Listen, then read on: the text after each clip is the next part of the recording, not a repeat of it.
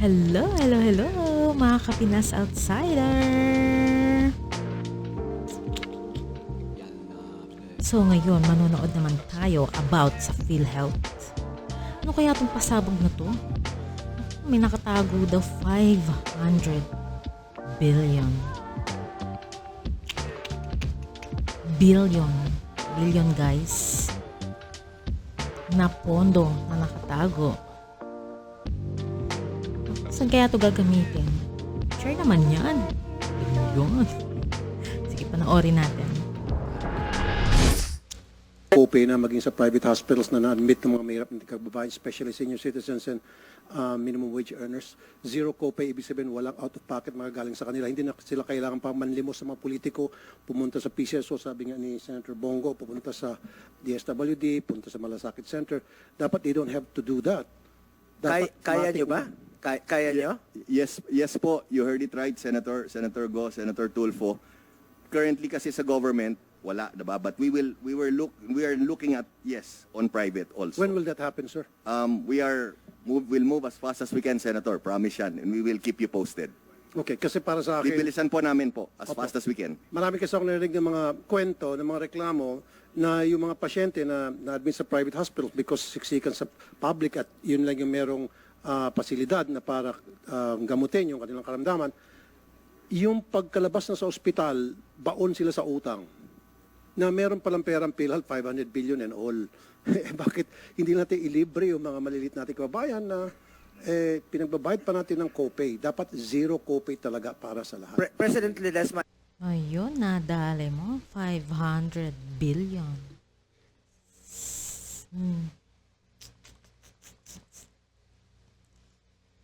Na nakatago 500 billion. I want to clarify, no? Yung sinabi nyo kanina na walang babayaran sa public hospital, sa ward lang. Pag sa ward, di ba charity ward? No balance billing, yes. Pag Yes, sir. charity ward, that is only 10%. Am I correct? 90% public, 10% private, sir. Iklaro nyo po Yung- na yung wala ba NBB silang wala ba silang babayaran sa public hospital? Yung mga nasa admitted sa hospital, wala. Marami may babayaran sila. Maging sa public, nagbabayad ata eh. Oh, nagbabayad sila. Yung sinabi mo kanina, wala silang babayaran, wag kang mangako sa publiko na hindi totoo. Sa government hospitals po, dapat. Merong binabayaran. Sabi libre. Pero may babayaran. Saan tayo dyan? NBB, no balance billing, 90% po. What do you Dapat mean? 100% na lang siguro. What do you mean 90%?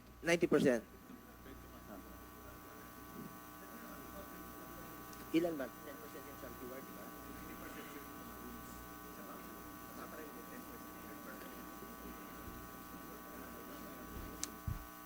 Makasigit, Mr. Chair. Mr. Ledesma, gusto ko pa rin ma-add, yung mga medisina, Senator, just to answer your last question, we'll work as fast as we can, pero siguro a realistic timetable, Senator Tulfo, will be maybe around 6 months po before we can start implementing. singit isa pa. Yeah. Dapat yung mga medisina na reseta ng mga doktor, ilibre na rin sa mga mahirap nating kababayan.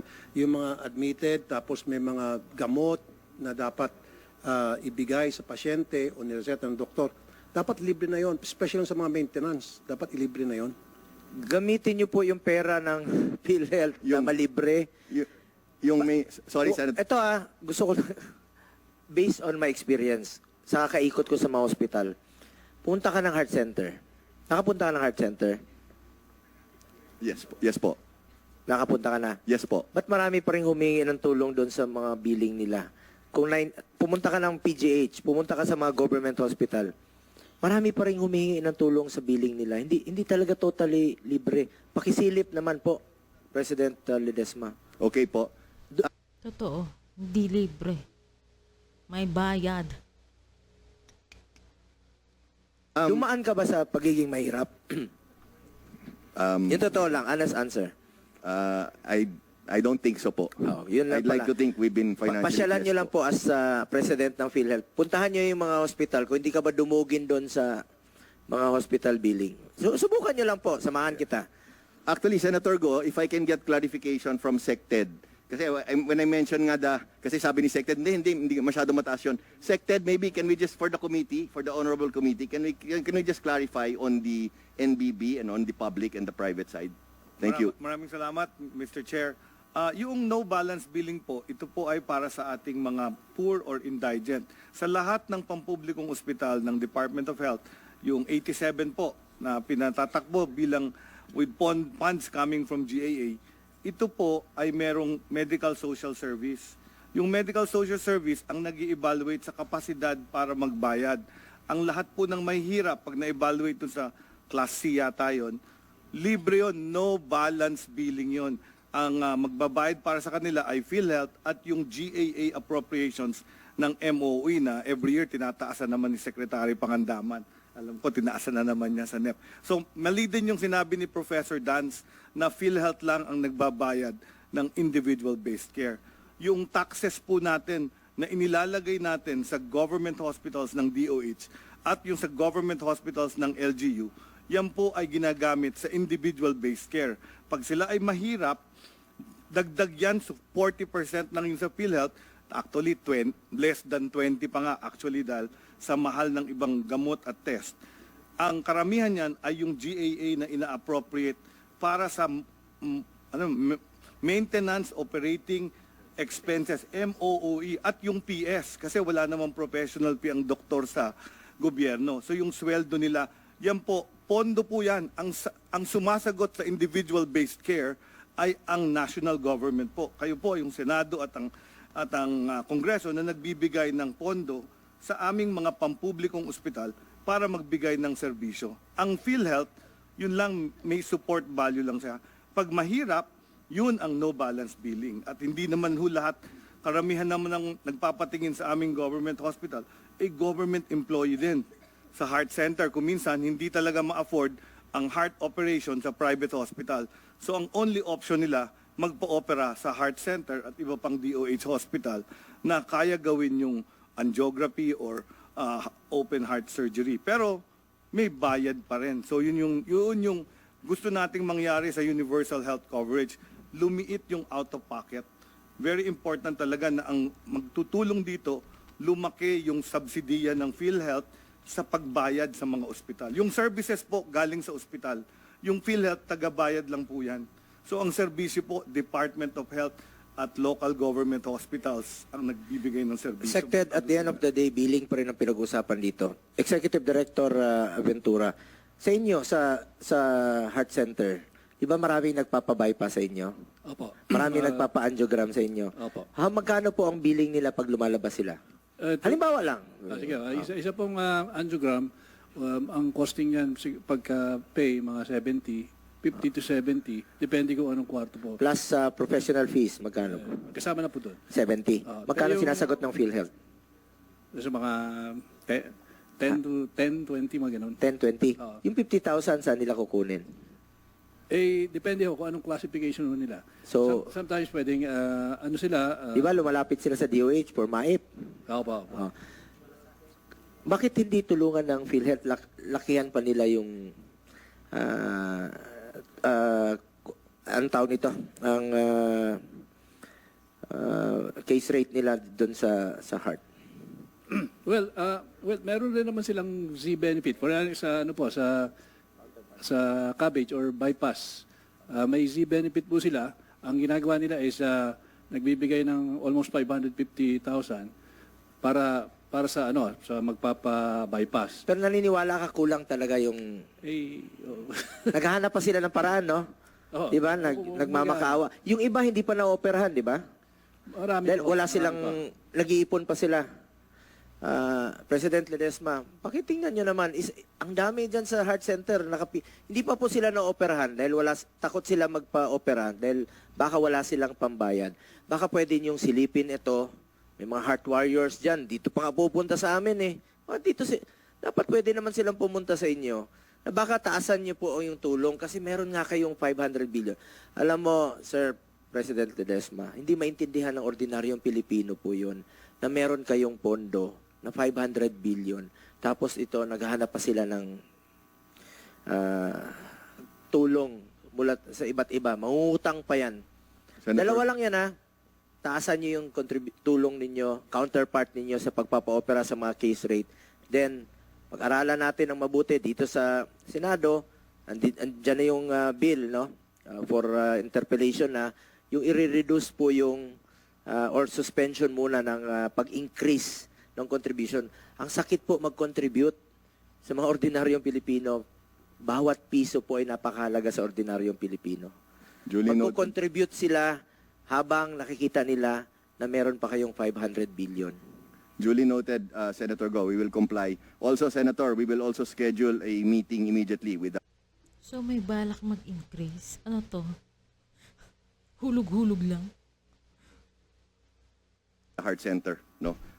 Sa schedule po namin yan. We will see how we can move forward po. Hindi lang po sa Heart Center, NKTI, yung mga nagpapa-transplant, dialysis, punta ka ng lung center, punta ka sa children's hospital. Ang dami dyan. Marami mga pasyente na kailangan, biliary atresia, na hindi po, wala silang kakayahan talaga. Hindi nga nila yung iba namamatay na lang po dahil hindi nila ma-afford.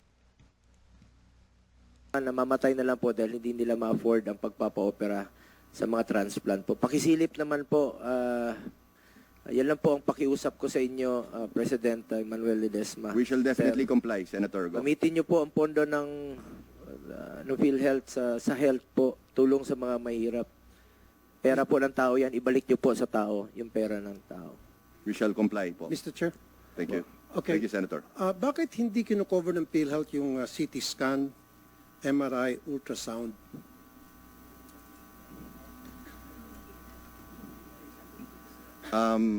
Senator, we're currently reviewing yung sa outpatient, no? Outpatient nga. Halimbawa, nirekomenda ng doktor, yung sabi mo konsulta program, pupunta sa doktor, sabi ng doktor, ganito yung symptoms mo. So, kailangan dyan, pa-ultrasound kita o pa-CT scan kita, pa-MRI. Ito kasing madalas inilalapit sa mga politiko, inilalapit sa amin. Na dapat hindi na nila kailangan pang pumila-pila, magmakaawa, kumatok sa pinto ng mga politiko para matulungan sila sa mga ultrasound, CT scan, and MRI. Meron palang 500 billion na excess or pondo. Noted, Senator Rafi. Pinag-aaralan po namin yan mabuti. And We're looking closely into that po. Kailan po mangyayari po yun, sir? We will move as fast as we can po. So gusto ko, sir, by next year, libre na po ito para sa mga mahirap nating kababayan. Yes, sir. We will work as fast as we can po. So ayoko na po may kakatok. Although hindi ako nagreklamo, gusto Sana lang yung yes sir na yun, Magkatotoo, ko nga makatulong. Pero bakit pa sila kailangang kumatok? Samantalang talagang libre dapat yung para sa kanila. Hindi na kailangan pang pumila o maghanap ng politiko na mabait, na tutulong sa kanila, etc. So dapat PhilHealth na mag-provide noon. Sige So po. next Most year, likely po, by next year po, we will Libre na po. focus on the indigents po. Yes po. Thank Yes you, po. sir. Thank you. Welcome. Thank you also, sir. Gusto ko lang pong pakinggan muna rin natin, sandali yung opinion ng ating mga former board member ng PhilHealth, si Al Cabaling. Go ahead. Good afternoon to all. Actually, I just flew in. I was looking around. Maybe I was the one who arrived here early. I took the early flight. A lot of this, what we're talking about, especially Tulfo and si JB, Senator JB, natumbok nyo naman yung lack of information. And I could reduce it to incompetence. Sir, ba't parang tulfo lang tawag mo sa akin? Parang bastos ka ata. Sorry, sir. Sorry, Senator. Sorry, Senator. Please address everybody, Mr. or Secretary or... Mr. Hindi ko po sinasadya, Senator. And Senator Bongo, Mr. Chair. Tumatama kasi yung sinasabi nyo na mayroong lack of information. Marami na kasing na-improve ang PhilHealth na benefits. Kami mismo sa board, alam namin na talagang hindi alam ng mga tao na mayroon na palang ang daming benefits na increase. This happened in 2023. In fairness kay Ledesma, at saka nung pumasok si Ted, maganda ang nangyari. The U.S. Secretary. Dapat sir, nasa military ka kasi tinatawag mo ng family name ng mga tao rito. Doktor ba Nasanay kayo, lang sir? kasi ako. Si Are you a DOH. doctor?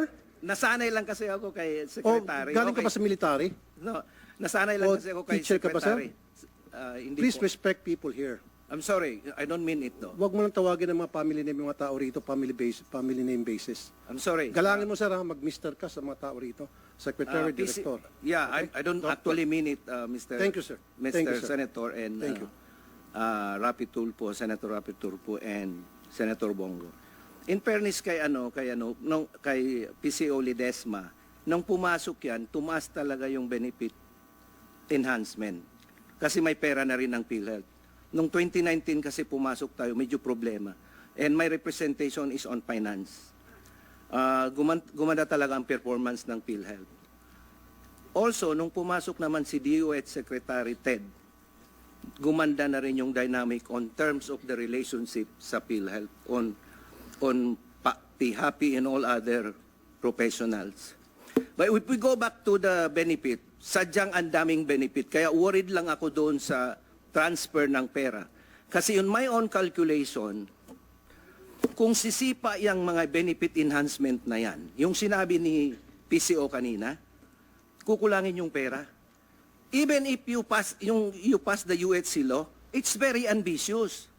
When the law was passed in 2019, I was looking at magkano nga yung kailangan, 259 billion at ang kailangan nyo just for initial move to realize the PhilHealth UHC law. And then eventually tataas pa yan. So let me just go down to the bottom here, no. Sana naman LI, ikaw nga yung Chief Operating Officer. Dapat magiging active ka kasi na-feel namin sa board. We are doing our job. Kaya lang, hindi mo naman i-implement yung mga in-approve ng board. Lahat ito ay hindi mo in-inform yung members. Kagaya nung dialysis. Bigla na lang bumalik sa amin. Ayun pala, ang tagal na yung na-approve. Hindi mo na i-publish. Yung COVID suspect, we passed a resolution November 26 of 2020. Kasi inabuso yon. Ako finance sustainability ang trabaho ko doon. So I want the funds to be protected. We passed a resolution na hindi na dapat i-submit ng mga hospital yung COVID to become a COVID. Talaga. Kasi nakalagay, suspect, pwedeng sa real COVID. Ang nangyari, yan ay inabuso. So we passed a board resolution November 26, 2020. Ang ginawa naman ng Exicom, pinablis yan 7 months after, causing PhilHealth additional 700 billion. Akala namin 700 billion lang instead of paying 600. Ang nangyari, bumalik yan. Mga 2 billion pala yon. Eventually, bumalik din ulit. Kulang pa. I'm just trying to emphasize how inefficient it is. Kami sa board, frustrated kami.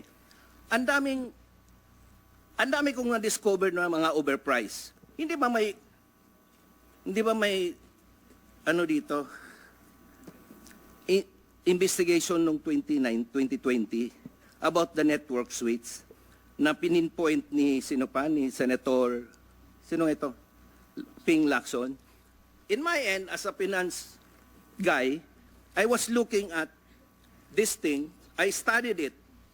Lahat ng region, 17 regions at saka 5 branches, I made a matrix. On one item, yung network suites alone. Ang binibili, kinukumpara ko pala ganito, ang binibili ng National Capital Region, main office with the region. Ang presyo ng ng main office, it runs from 320 to 400. Pero sa region, ang layo, nasa 198, 195 yung isa. So pinapakita ko lang na hindi tayo papayag doon sa mga ganung Mr. Chair, klase. Mr. Chair, Go ahead, we Senator. only have 10 minutes. Ano na tayo? Yes. Plenary. This is the meron last ako isang one. habol. Sir, excuse me. Meron ako isang pahabol. Dito po sa PhilHealth. Yung pong mga delinkwenteng mga employer na hindi naguhulog sa PhilHealth and yet nagbabawas sila sa sweldo ng mga tao, sabi nyo may mga na-prosecute na? Meron na hubang nakulong?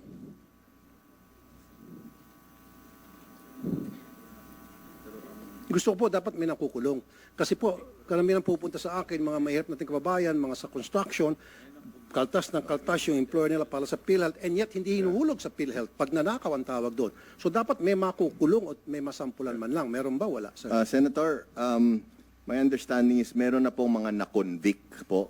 Wala pang nakukulong, meron na pong na-convict. But what we can do, Senator, we can send to your office, your honorable office, all the details. Gusto ko po sana bigyan niyo ko ng listahan ng mga nakulong na. We will give, yes po, we'll give you the list, the detailed list po, no? And then also po, if I can add po, kasi I think you were saying that there's 10 minutes left. Po, anytime any of this honorable committee needs any information, updates, comments, suggestions, just let us know po. We can come to your Salamat. President Ledesma, Thank you, sir. kailan nyo ba i-recommend sa Pangulo na ibaba ang bayarin o ang premium sa PhilHealth? I-recommend nyo ba? Actually po, yes. Well, especially after this very nice hearing po that just happened, we will do it immediately po. As soon as early as this afternoon, I will convene our team and we will recommend for a reduction in the premium rates, contribution rates to President Marcos po. Opo, dahil Immediately po, to answer your question. bawat piso po ay napakahalaga sa ating mga kababayan po. Yes po. Mabigat po yung contribution na yan. Tapos makikita nila may natitira pang balanse. At balikan ko lang po ang DBM no at ang DOH. Please lang, nadirito po ang ating mga healthcare workers bago po matapos. Kukontinue pa natin tong hearing neto no. Ano ho ba ang plano ng DOH? Paano nyo po i-release ang 27 billion sa mga healthcare workers? Paano nyo masiguro na mapunta ito sa kanila? At paano nyo masisiguro na walang maiwan at walang healthcare workers natin ang hindi makakatanggap Ito pa, yung mga health workers. Tagal-tagal ng issue to. Until now pala. ng HEA dahil according to Secretary Recto na-release na po sa inyo no. So nasa DOH na po at sa DBM ang bola. At yun po ay pang-apat na natin na hearing po ito. Ang sinasabi nyo, i-reconcile nyo po ang inyong record. So marami pa rin nagsisigawan. Kahit saan ako pupunta, ganun po rin ang sinisigaw nila. So pwede bang marinig ng ating mga healthcare workers ang kanilang HEA? Marami pong nakikinig ngayon. At saan ba pwedeng magreklamo? May grievance sa board ba tayo na ayon sa batas at Section 8 of Republic Act 11712? The DOH shall issue guidelines on the creation of an ad hoc grievance board that will receive, investigate, adjudicate, and recommend actions to arrive at settlements of complaints related to the failure of granting of benefits. The DOH shall also create regional ad hoc grievance boards in the DOH regional offices. Meron ho ba silang pwedeng lalapitan para hindi po sila kahit saan mananawagan sa kanilang HEA na alam naman natin na services rendered po ito, pinagpawisan na po nila. Mr. Chair. Go ahead po, may Ronald Ronald Ignacio. Ito po isa sa ating parating nagpa-follow up talaga, nananawagan. At gusto ko pong hindi po tayo titigil. You have the avenue, yung itong committee ito hanggat hindi totally mabayaran po. At tayo makikiusap muli sa ating DOH at DBM na bilisan po. Good afternoon po, Senator, and it's nice to be here po for the fourth time. Distinguished head of agencies, good afternoon, and lahat po ng resource persons po right now. Thank you nga po na pagbigyan po ulit po kami dito. With regards po dun sa sinabi po ni Secretary Ralph po kanina po, nabayad na po yung mga HEA. Sadly po, Secretary, hindi pa po bayad. Katunayan po, meron po kaming monitor po na 244 facilities, including po our official members po sa UPH-UP. And mix po ito ng hospitals, diagnostic centers, and LGU-controlled hospitals po, na hindi pa po nakatanggap ng HEA. Hindi po gumalaw yung HEA dashboard nila. Po. And katunayan po, nandito po yung presidente po ngayon ng Union ng Cardinal Santos, na naghihintay pa po sila ng 20 months po ng HEA po nila na hindi pa po bayad. Meron din po ang Manila Medical Center, 18 months pa po yung hinihintay nilang HEA. De Los Santos Medical Center, nandito din po, 18 months pa din po yung HEA ang hinihintay. Lourdes Hospital, 18 months po. as well as San Juan de Dios 20 months. Kung titingnan po ninyo, Senator, Secretary Amena, ito din po yung mga numbers na binabanggit po namin since 2 months ago pa po. And thank you, Senator, Secretary, nagawan niyo po ng paraan. We thought na next year pa po namin, and thank you na nagawan niyo nga po ng paraan na maibigay yung 27 billion na hinihintay na heya ng mga healthcare workers. Ngayon po, tanong ko po sa inyo, Secretary, ano po yung magiging implications now we heard the very informative presentation of Dr. Dance with regards to the PhilHealth funds, no? Ano po yung magiging implication po ninyo na now that we have suggestions po na ibalik po yung or itigil po yung transfer ng funds dun sa PhilHealth, ano po magiging implication nun dun sa HEYA naming mga healthcare workers? And at the same time, okay, very nice to know po.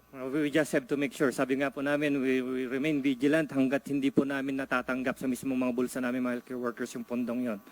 At the same time, kung maalala po ninyo during the inauguration of President BBM, June 30, 2022, sinabi po niya that time na for the healthcare workers, for the nurses, there will be changes starting tomorrow. Inasahan po namin yun, po.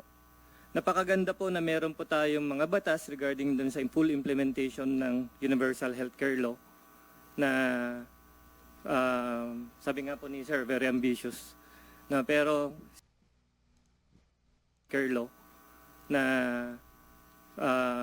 sabi nga po ni Sir, very ambitious. Na pero siyempre po bilang Pilipino, we're aiming for that. Bilang healthcare worker, alam ko na maraming matutulungang mga kababayan nating mahirap po 'yon, Pero nakikita po namin, nasaan po yung healthcare worker po doon? Kasi we're aiming for the full implementation of the Universal Healthcare Law, and yet kami pong mga healthcare worker na may mahalagang papel na ginagampanan sa kalipunang Pilipino ay parang napag-iiwanan. Actually, meron po akong kasama na union president po dito, he's a radiology technologist by profession. He came all the way from Bethany Hospital, La Union. Lumuwas pa po siya rito para mapakinggan lang po yung kanyang hinaing, He spent 30 years na po bilang RadTech. Nandyan na po yung hazard sa kanya. May exposed po siya sa radiation. Pati double whammy na po, pati sa mga sakit ng pasyente. Ngayon, he spent 30 years in the profession, and yet nakakalungkot po na 18,000 lang po yung sinasahod po niya kada buwan. 30 years po, imagine. Kaya sana matulungan po ninyo kami kasi gaya nga po ng sinasabi ko noon, napakaraming suliranin po yung kinakaharap ng mga healthcare workers sa buong Pilipinas po. Kaya sana wag po kaming maiiwanan ng mga healthcare workers. Lahat po ng programa yung ito para sa ating mga mahirap na kababayan. Sana isama nyo naman po kami. Lalo na nga pong itong nurse, sa aming mga nurses, lahat po ng allied healthcare professionals, may mga iba po sa amin na mas gustong manilbihan po sa ating mga kababayan. Hindi po namin ninanais na mag-abroad po. So sana po, honor us who dared to stay to serve our countrymen. And regarding nga po doon sa sinasabi ni Senator Bongo po kanina na lumabas po kasi yung implementing rules and regulations ng RA 11712, April of 2023 pa. Putulin lang kita, Mr. Ronald Ignacio. Pasagot lang natin sa DOH kaagad immediately. Mag-hearing tayo muli tungkol dito, hindi pa naman to tapos, isususpend ko lang. Pakinggan lang natin DOH at saka DBM tungkol dito sa concern niya sa 27 billion. Kailan po marirelease ito? Lahat po, sir. Salamat, Mr. Chair, at pasalamat din kami sa mga health workers. At finally, yung 27.4 billion ay meron ng source of funds. Ang 10 billion po na i-release na yung sa Department of Health at nagkaroon ng sub-allotment allocation na sa bawat region. So yung mga hindi pa nabayaran dito, so far, as of 2023, nakapagbigay na kami sa 12.8 million health workers. Yan ang So kailan po ang naging 5 target billion. ninyo na totally mabayaran po? By Since October. na-release na po, by October. So Basta tandaan nyo po ma-release by October daw, ma-release po nila. Sana po. Go ahead po, Yusek Bravo. Mr. Chair, good afternoon. I will just give you the updates of the 27 billion which was released by DBM to us just ang Sarol July 5. The NCA was released to us July 15 and we right away sub-allotted it to our regional offices. So ang 27 Saro allotted na sa regional offices namin. Ang NCA nagkaroon because of cash programming, we release it by trans. So we'll release it by 4 months. Starting July, we have released already 10.1 billion. For the month of August, 9.8 billion. September, 4.06 billion. And the balance by October, 2.9 billion. So target nyo, October, Yes. bayad lahat. Yes. So promise yan ha? Sa balance sa 27 billion, yes. We promise that. So ibig sabihin, after 27, meron pang magka-crop up? Most likely kasi some health workers are still requesting for appeals and So, reconsideration. Secretary Recto, baka pwedeng matulungan rin po ito, DBM, kung sakaling may magka-crop up pa ng mga balanse, no? Priority nyo naman po ang healthcare workers. Yes, Mr. Chairman. As I said earlier, ang nababayaran na natin mahigit 127 billion. So siguraduhin nyo po na itong mga pondong mawawalis nyo pa, bigyan nyo ng priority. Priority talaga O, sila. narinig nyo, Secretary Recto, priority nyo po, no? Balikan lang kita, basta October, wala na ho tayong panahon kasi. So, please meet your target by October. Yes, Mr. Chair. Just to additional information, we release it by trans because we consider two factors.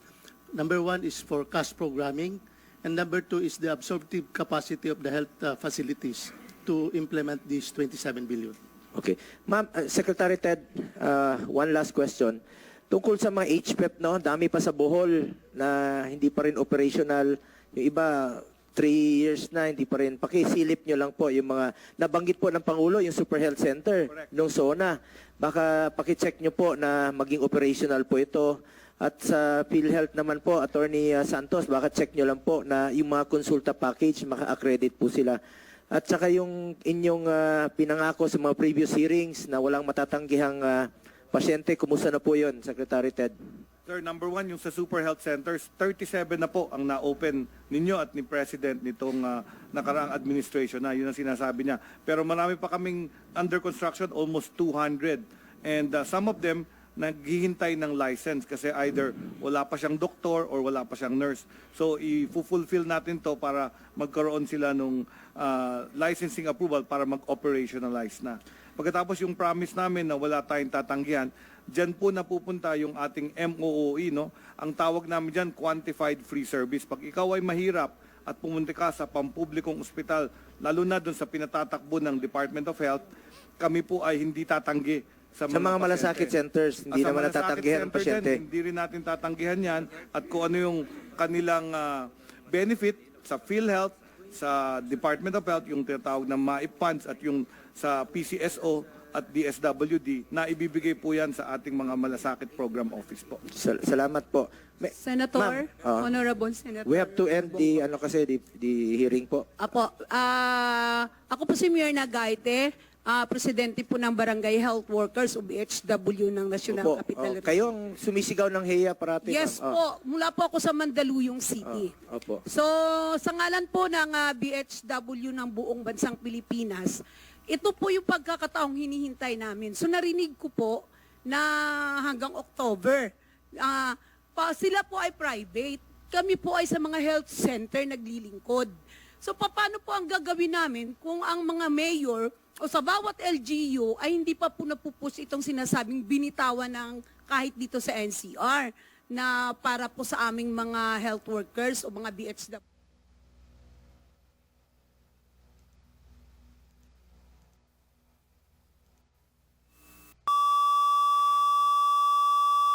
Meron tayong mga BHW na hindi isinama kahit na naglingkod. Patay na po ang ibang health workers. Ang tanong nga po namin, Senator, Kayo ba yung sumigaw doon sa Mandaluyong? yes po, sa itaas. Papatulong rin tayo kay matulungin niya Secretary Abalos. Secretary Herbosa, baka pwede niyo pong tingnan to ng mabuti. Marami po mga BHW po. BHW ang hindi pa po Copay na maging sa private hospitals na na-admit ng